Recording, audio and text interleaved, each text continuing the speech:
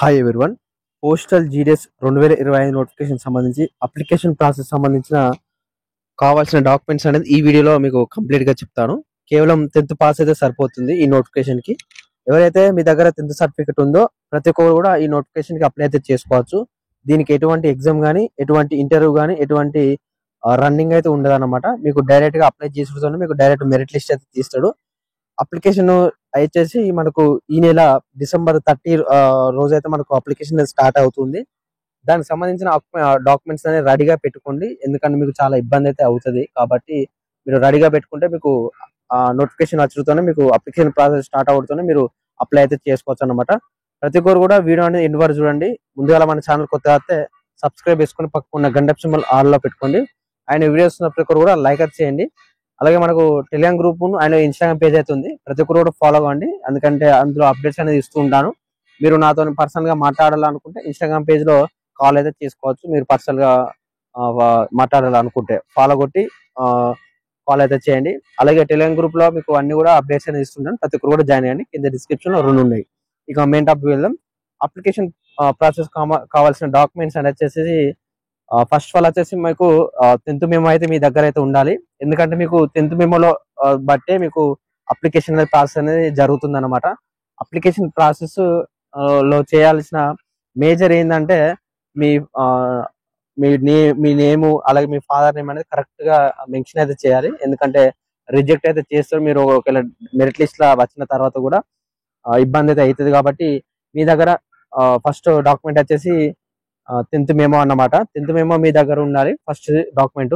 Second వచ్చేసి Aadhaar card, and next వచ్చేసి థర్డ్ది mobile number, and 4th email అన్నమాట.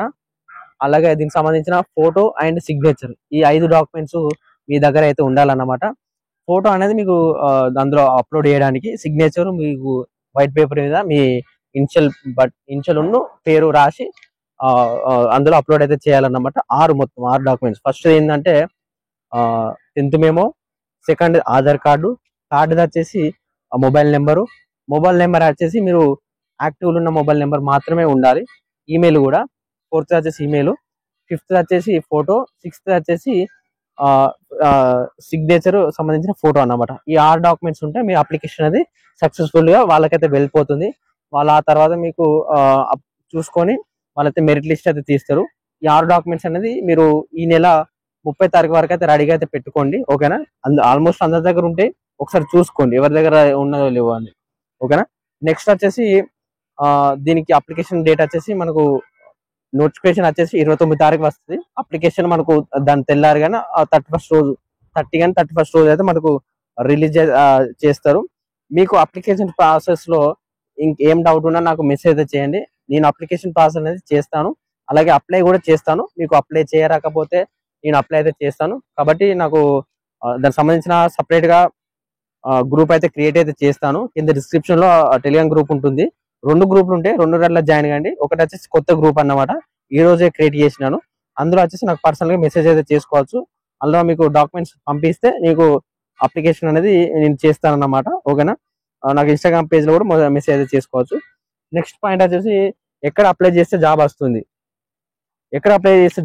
అంటే నేను లాస్ట్ టైం చాలా అప్లికేషన్స్ అయితే చేశాను. అప్లికేషన్లు చూసుకుంటే మనకు 99% మందికి జాబ్ అయితే రావడం అయితే జరిగింది. నేను అప్లై చేసిన వల్ల కొందరికి పర్సెంటేజ్ తక్కువ ఉండడం వల్ల కొన్ని నార్త్ స్టేట్లలో పెట్టినారు. కొందరికి మంచి మార్క్స్ మంచి ఏజ్ ఉండడం వల్ల మనకు తెలంగాణ ఆంధ్రప్రదేశ్ లో అప్లై చేసిన వల్ల తెలంగాణ ఆంధ్రప్రదేశ్ ఇప్పుడు ఆల్రెడీ డ్యూటీలో ఉన్నారు. వాళ్ళైతే వర్క్ అయితే చేస్తున్నారు. కాబట్టి మీకు ఏ డౌట్ ఉన్నా కానీ నాకైతే మెసేజ్ చేయండి. అప్లికేషన్ స్టార్ట్ అయిన తర్వాత మీకు అయితే చెప్తాను. అండ్ అప్లై ఎక్కడెక్కడ చేయాలంటే మీకు ఎక్కడైతే మంచి మార్క్స్ ఉన్నాయి మీకు తెలంగాణ ఆంధ్రప్రదేశ్ చేసుకోరు. లేదు అనుకుంటే మీకు హర్యానా కానీ, రాజస్థాన్ కానీ, మధ్యప్రదేశ్ కానీ ఇక్కడ ఉన్నాయి. అవి అందులో కూడా పెట్టుకోవచ్చు అన్నమాట. ప్రతి ఒక్కరు కూడా ఇవి అయితే వినండి. ఓకే? ఓవరాల్ ఇంత బెటర్. పోస్టల్ డిపార్ట్మెంట్ సంబంధించిన 49,000 అబో పోస్టులతోనైతే వస్తుంది అనుకుంటున్నాం. మనకు వేకెన్సీ అనేది ఇంకా రిలీజ్ చేయలేదు కదా, చూద్దాం. 40 నుంచి 50,000 పోస్టులు అయితే రిలీజ్ చేయొచ్చు.